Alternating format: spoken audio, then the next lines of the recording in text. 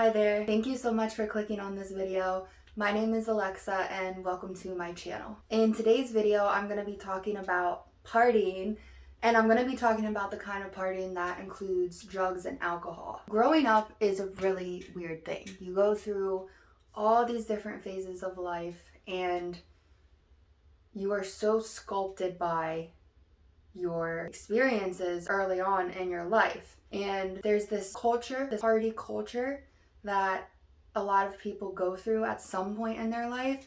Some people never leave that. When you're a kid, you hear about partying and you see adults drinking. Maybe it's adults around you, or maybe it's just when you go out to a restaurant. I know it really depends on how your family is or your caretakers and what they allow you to see or what they even discuss around you. I saw partying around me when I was a young child. I was intrigued by it, and I've always been a very, very curious person, so I was really curious about it. I also saw drug use as well, and I saw that impact somebody that I really, really loved and cared about, and I saw how that drug use just completely destroyed their life, and it changed the person that I know they really are. And even with seeing all of that, I never got deterred from wanting to try those things. And I'm talking about alcohol and drugs, anything that's going to make me not sober. The first time that I ever tried alcohol, it was in 5th grade, and it was me and my friend at my house, and nobody else was there at the time. I opened the fridge and there was some Mike's Hard Lemonade in there. I'm like, well, let's just give it a try. So I opened them up and we start drinking them. And my friend is just sipping on it, not drinking much. I'm really taking it back.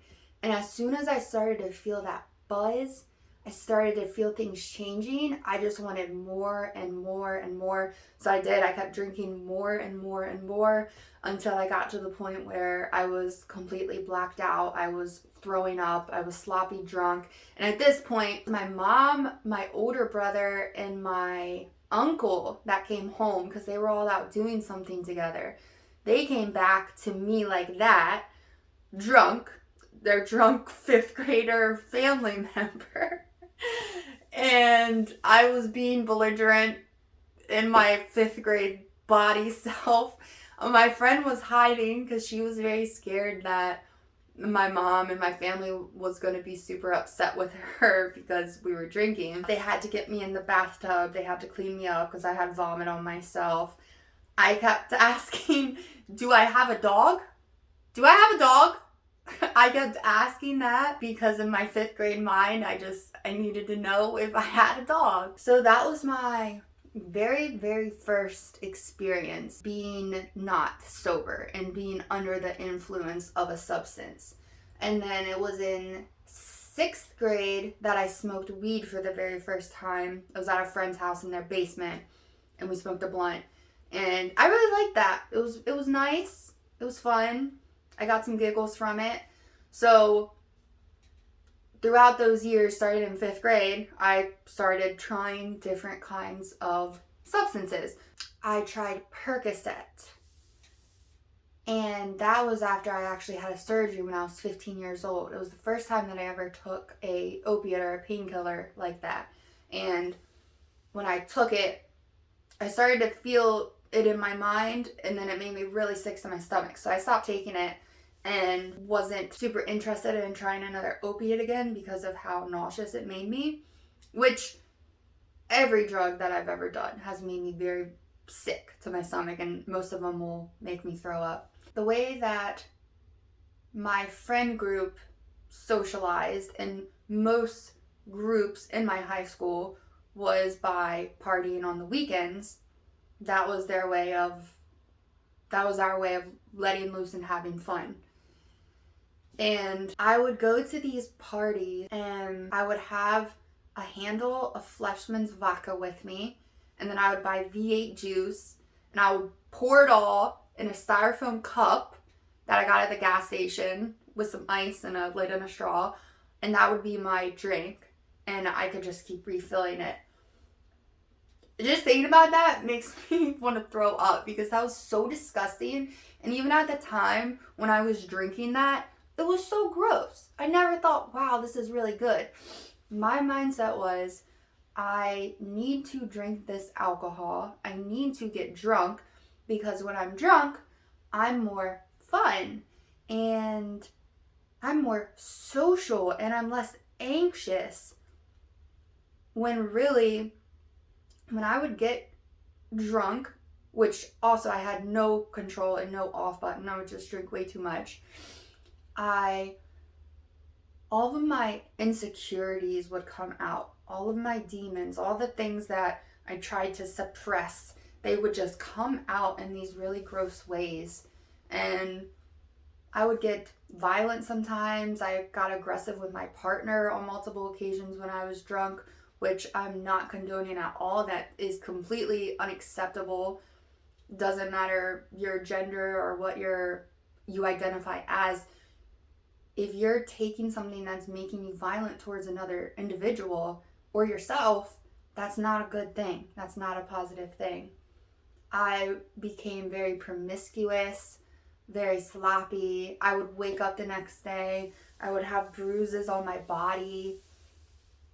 I wouldn't remember a lot of things. I would wake up feeling like I needed to apologize to people because I didn't know what happened. I didn't know if I said something that upset anybody. And that was a cycle that I repeated over and over and over again. And it didn't even really feel good. Looking back on it, I wasn't even really enjoying it. It was more so when I was under the influence of those substances, I could escape from the distress that I was feeling inside and the mental chaos that I felt. Those substances really gave me some distance from it, so I thought.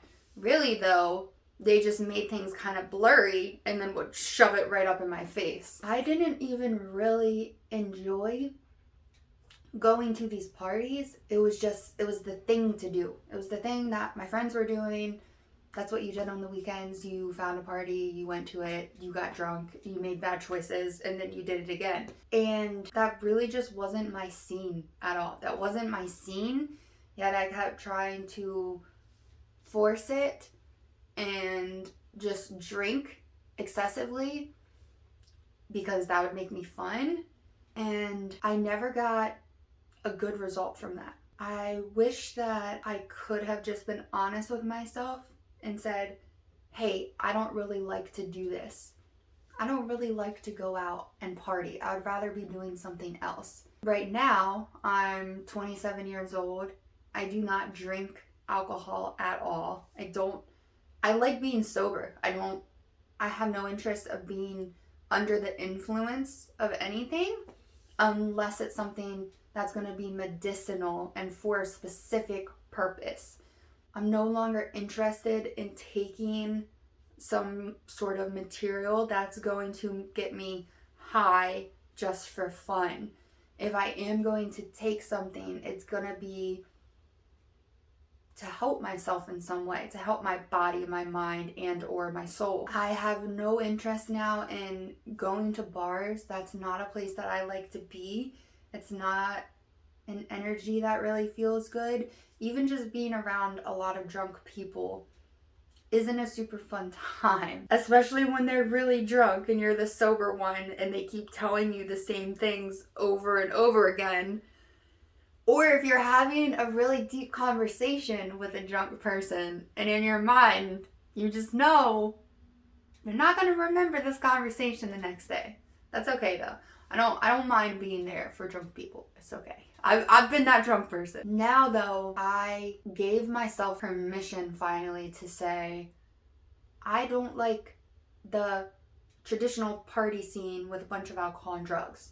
That's not me. That's not who I am. That's not how I want to have fun and connect with people. I like small, intimate gatherings with a couple people where you can talk and laugh and share stories. And I don't mind if people are drinking or even doing other things and they're keeping it under control and they're not crossing lines and they just have a nice little buzz. That's totally fine. I also don't judge that at all either. It's when you're with people whose intention is to get really fucked up and cross that line and lose that sense of control. That's not what I personally want to be around anymore. And it took me until I was 26. It took me until I was 26 years old to finally give myself that permission to say, I don't want to go out to bars. I don't want to go to this house party. I don't want to do those things. And that is not me. That's not who I am. That's not who I ever was. And I tried forcing it for so many years. It never felt good. It never felt right. I feel like I gave myself so much freedom by learning that part of me and being okay with it as well. Now, we are all aware of the possible consequences of taking a substance, alcohol, or drugs, whether it's a psychedelic or an opiate or a stimulant, whatever it might be. We know that there are risks involved. And my intention of this video is not to shame anybody for what they do, and it's also not to scare anybody for making those choices. I do want to read some statistics though that are pretty alarming. So this is a direct quote from the National Institute on Alcohol Abuse and Alcoholism. It is estimated that more than 140,000 people, approximately 97,000 men and 43,000 women, die from alcohol-related causes annually, making alcohol the fourth leading preventable cause of death in the United States behind tobacco, poor diet, and physical inactivity, and illegal drugs. 140,000 people. That's crazy. According to the National Institute on Drug Abuse, in 2021, 106,000 people died from overdoses involving drugs. This includes prescription drugs and illicit drugs. This is a direct quote from Maryland Collaborative to Reduce College Drinking and Related Problems. Research studies have found that about half of sexual assaults on college campuses involve a situation in which the perpetrator, the victim, or both were consuming alcohol. Sexual assaults were more likely to occur in settings where alcohol was consumed. Potential perpetrators seek out such settings as a way of finding vulnerable individuals.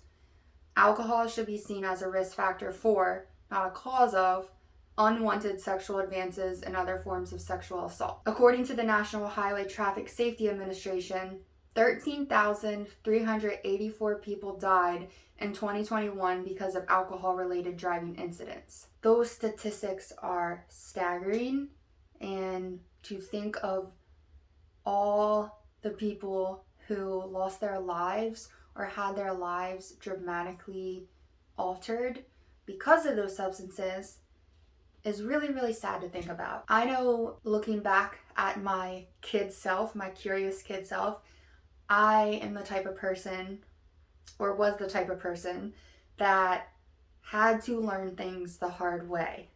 I had to learn lessons by experience and by knowing what that felt like. So for anybody else out there who, regardless of what you know to be true, even if you do know doing this is going to cause this bad thing to happen, I'm still going to do it though because I want to know what it feels like.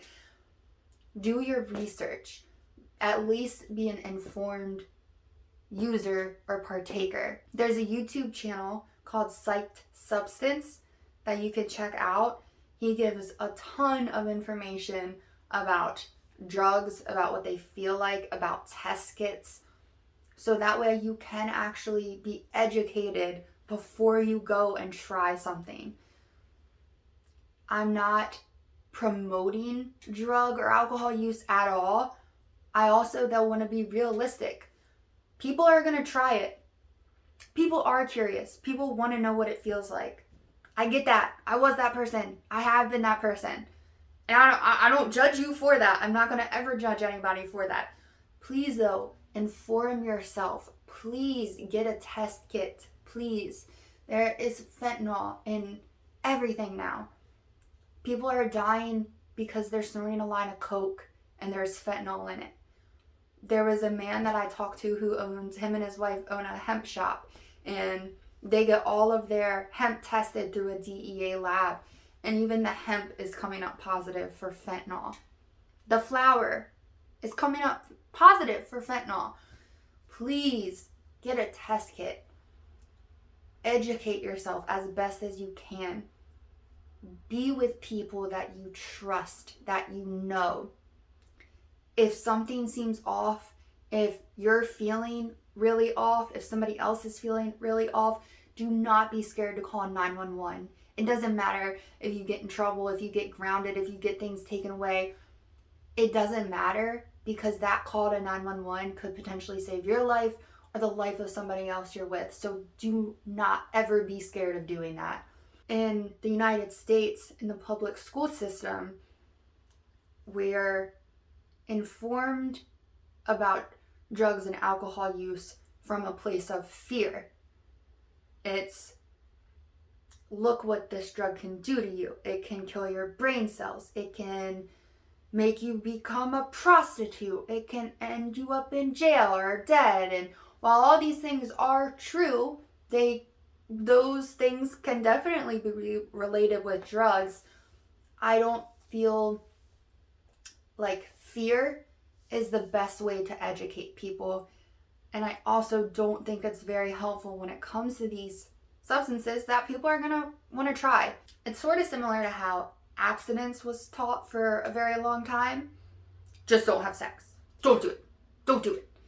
And if you look in schools that were teaching that versus schools that were actually educating about sex and what it is and ways that you can protect yourself from getting pregnant and getting STDs, all of those people getting that kind of education were a lot safer and had lower rates of pregnancy than the ones that were just told, don't do that. Don't do it. It's bad. It's bad. Because these people, these young humans, were actually getting educated, while these other ones were just, don't do that. It's bad. It's going to kill you. You don't have to like the party. You don't.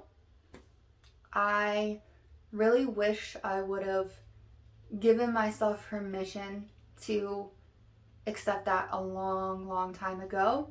It's also okay though, because I've learned a lot along the way, and it feels really good to be in a place now where I can say, that's not the type of setting and scene that I want, and I don't enjoy it, and I'm not gonna force myself to be in that. I know this can be really hard when you are younger, especially, and that's what your whole entire group of friends is doing.